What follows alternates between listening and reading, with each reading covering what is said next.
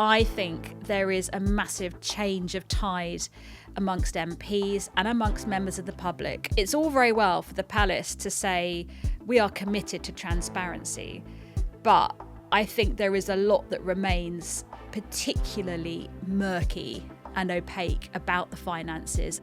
Despite not being working royals, Andrew Mountbatten-Windsor's daughters have been living in Crown properties rent-free. And this is why.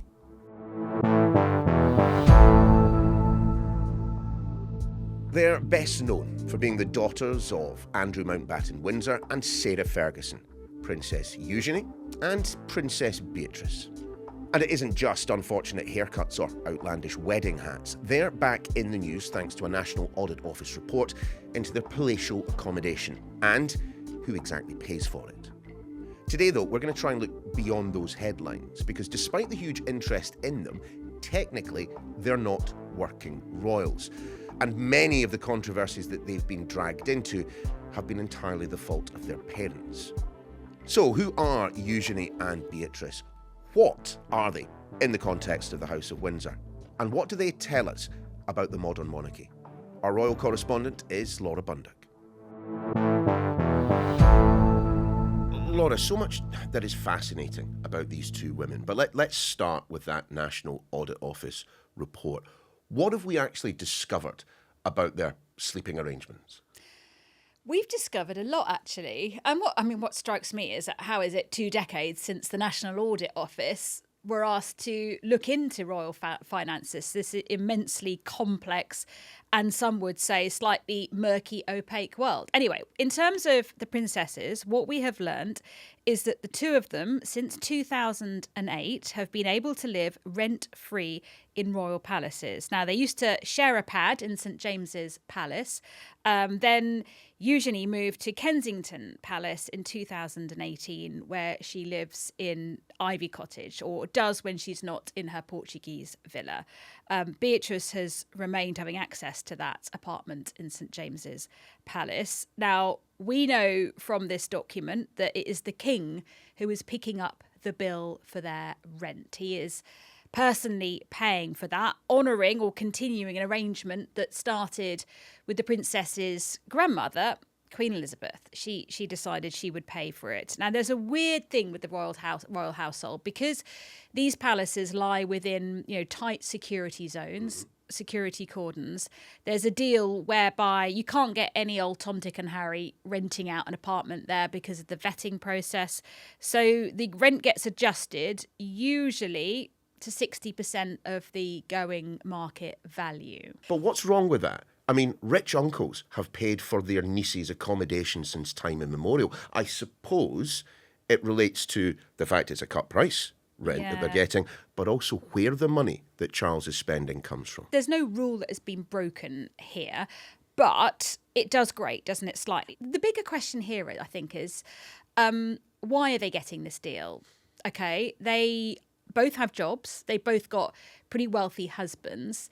They have cousins who are also nieces and nephews of the king who don't get this. They're not working royals. There's no public role for them in terms of the taxpayer funding of being an official working royal. So how come they're getting this privilege? See, this is what fascinates me about this entire story. Because as you say, they are princesses. They have the HRH title. Mm-hmm. They are in the line of succession, but they are not what is known in inverted commas as working royals. How does that work? Yeah, it's a weird one, isn't it? So, a working royal is basically a senior member of the royal family whose job is to carry out work on behalf of the royal family, on behalf of the country. So, you can think of the obvious ones, the king, the queen, William and Kate, working royals, yeah? And that comes with, access to the funds that are paid by the state and security provided by the state, presumably. Yes, exactly that. So it comes from the sovereign grant, basically. The sovereign grant pays for the work that they do. And there are some random ones in there as well you might not know. It's not a big pool, the working royals. So William, Kate, King, Queen. You've got Edward and Sophie, Duke and Duchess of Edinburgh. Know them. You've got Princess Anne. Know her. And then you've got the Duke and Duchess of Gloucester. You might recognise them, but they are working royals. Mm-hmm. No. You're shaking your head. And you've got the Duke of Kent. No. And you have Princess Alexandra as well. They're the ones that get, that we pay for because they carry out official duties. Now, it's weird with the non-working royals because there are some big faces and big names there. And I think these princesses, Beatrice and Eugenie, are very well known, aren't they? They're high profile. They are HRH. They've got all the titles. They've got the style, but they don't have the royal role. So they do occupy this rather curious position, kind of, in some ways kind of half in some ways kind of half out. Professionally, though, I mean, they have ploughed their own furrow. I mean, let's start with Beatrice. I mean, what's she like? What does she actually do? She has a job. She works for a software company. She went to university. I mean, she was brought up in grandeur, though. Let's she had all the trappings of a royal lifestyle. Parents who famously divorced and famously were supposed to be happily divorced. She's a popular, I would have said, up until anything relating to her father, the girls were really popular. We know they were very close to their grandmother. But yes, Beatrice is an interesting one because she is also a counsellor of state. What's that? So the king has people, the monarch will always have people who can deputise for them. She automatically became one when the queen died because it sort of she bumped up the list because the king was no longer one because he was now the monarch. Okay, so when it comes to Beatrice, we have a professional life. We still have a kind of an active-ish sort of role within the royal family that you've just been describing. What about Eugenie? What does she do day to day? I mean, again, she has had to kind of plough her own furrow, hasn't she? Yeah, well, she's pregnant at the moment, so she will be becoming a mother for the third time. She did, like her sister, she went to university. She did a degree in history of art in Newcastle. She has a job in an art gallery. She has a husband whose job has taken them to Portugal. So they live on the Portuguese coast in a villa. So she has charitable interests as well as her career on the side. She's also got 2 young sons as well. So she's busy. But in terms of her royal life, then she's a member of the royal family, but she's not a working royal. Personality-wise, what are they like? I mean, do they complement or contrast? You don't ever hear anything bad about them. They're meant to be really good fun. They're meant to be, very loyal to each other, very loyal to their parents. And certainly, I think with Eugenie, we know she's very close to Prince Harry. She's very close to her cousin. They don't get a bad press. But obviously, by association, that has been changing. Well, this is where we were going to go next, because, of course, any discussion of Beatrice and Eugenie cannot avoid discussion of their parents, Andrew Mountbatten-Windsor and Sarah Ferguson. I mean, they did divorce when they were pretty young, but they always gave the impression that family came first, that actually the family unit remained pretty strong. Yeah, and I think everyone would agree on one thing when it comes to the Yorks. I mean, dysfunction, weird relationships to one side. They were a tight family unit. And regardless of what Fergie and Andrew were getting up to and the battle within the House of York and what was going on there, they were a tight-knit family. You would now look at William and Kate and how they're bringing up their kids and things. It's more aligned perhaps to that.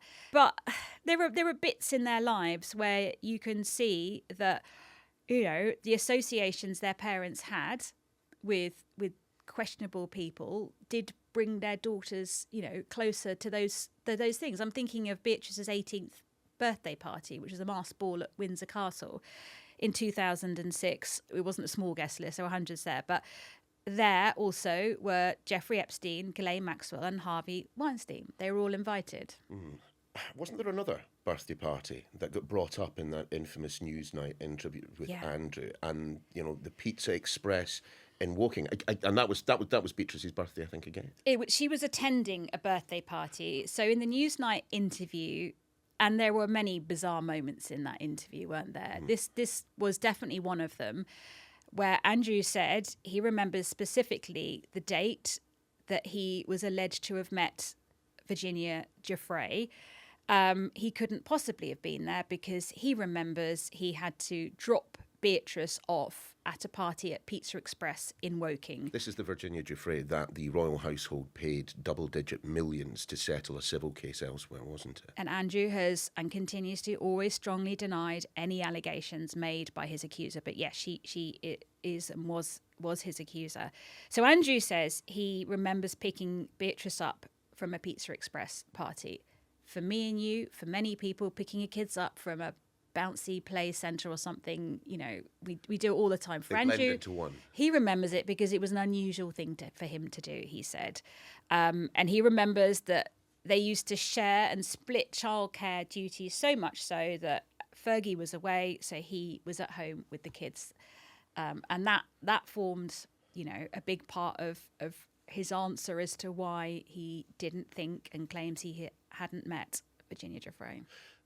It seems to me that there are two things happening in parallel here. On the one hand, the reputational damage that Andrew and Sarah Ferguson's continued relationship with Epstein would have on their children just in and of itself, noting, as you just have, that Andrew denies all wrongdoing. But there are also the times, like with that Newsnight interview and other occasions, where both parents seem to draw them into the controversy, to actively make them part of it.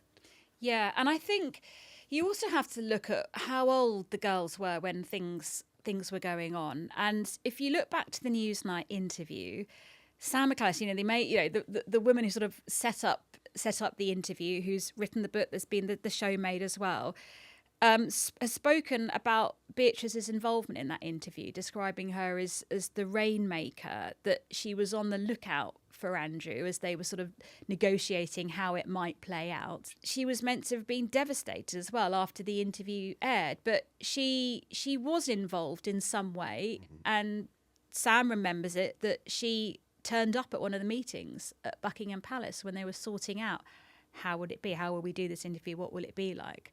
From a point of concern for her father to make sure it was okay. But I think as a young woman, she would have known there was, reputational risk at stake here. But she obviously was aware of the interview. I'm not saying she totally supported and wanted it to happen, but she was very much there when the negotiations were taking place. She was also there, along with her sister, when Sarah Ferguson took a trip to the United States to meet Jeffrey Epstein. When was that? That was shortly after he was released from prison, wasn't it? 5 days after Epstein was released from prison. They weren't kids at that point? No, they were 20 and 19. It was the summer of 2009. And the emails show a number of sort of conversations backwards and forwards, but basically Sarah Ferguson took her daughters for a lunch with Jeffrey Epstein, and they were 20 and they were 19, the same age as, maybe older than some of Epstein's accusers, some of Epstein's victims. And that's difficult. Are Beatrice and Eugenie, are they a force for good within this modernising kind of 21st century version of the House of Windsor, with more changes coming down the line when Charles hands over to William? If and when William takes over from the King, he will want to do things his way, and he will have to decide at that point, whenever that point comes, is there a role for the two sisters, his two cousins, in the monarchy that he wants to lead and he wants to run? His children could well be a lot older by then. It's a big question, isn't it? I think a lot had been said up until, the whole Epstein scandal as to whether there should be a role for them, because they were seen as a force for good now. But I think by association, their reputation has been tarnished. And it's hard to see how on earth there can be a role for them in the future, especially in William's future. But if there isn't a role for them, why on earth should they enjoy the privileges that come with the HRH title? Are we perhaps making a problem for ourselves in referring to working and non-working royals, when actually perhaps the distinction should be between public and private figures? Because they're certainly not private figures. No, they're not. It's a hard one, isn't it? And I think it is important to look at what their cousins do to see how it can be accepted. So if you look at Zara Tindall, for example, Peter Phillips, they both have pretty lucrative career, especially Zara, with sponsorship deals and the like. Deals that, okay, she was within her own right a very accomplished equestrian, is still. But would she have got those deals without the Royal Association? That's always going to be the issue, isn't it? But doesn't our discussion raise questions about the rest of them as well? We've mentioned Princess Alexandra already. She paid hundreds of thousands, as I understand it, hundreds of thousands of pounds for a lease back in the 90s, not in perpetuity, but well beyond her lifespan and well beyond, ours combined, on a massive place in the middle of Richmond Park. And I haven't a clue who she is. Why should these arrangements continue when actually you look at what these royals are doing? They're not contributing anything to public life. Doesn't this just bring us back to the same question we asked at the beginning? Why on earth should these rich individuals be getting handouts? I think that is the big issue. And I think it is... Don't think just because we've had this report nothing is going to happen. Because I think what we've seen in the last... year is something starting to happen. The Public Accounts Committee wanted to get their hands on Andrew's lease of Royal Lodge. They got that. They then wanted the National Audit Office to have another look and find out exactly what they could about the deal with the properties. That committee is now going to wait for the Crown Estate annual accounts, which will be out end of June, maybe beginning of July, say. And then they're going to start their investigation because I think there is a massive change of tide amongst MPs and amongst members of the public that they want. It's all very well for the palace to say we are committed to transparency, but I think there is a lot that remains particularly murky and opaque about the finances. And it's not just me saying that, it's MPs now. And so if you've got the Public Accounts Committee having a thorough look at this, I think things could easily change. And what we're discussing now will be, the basis. The National Audit Office, it's not their role, is it, to say it's value for money, it's working well. That's not what they do. They're auditors.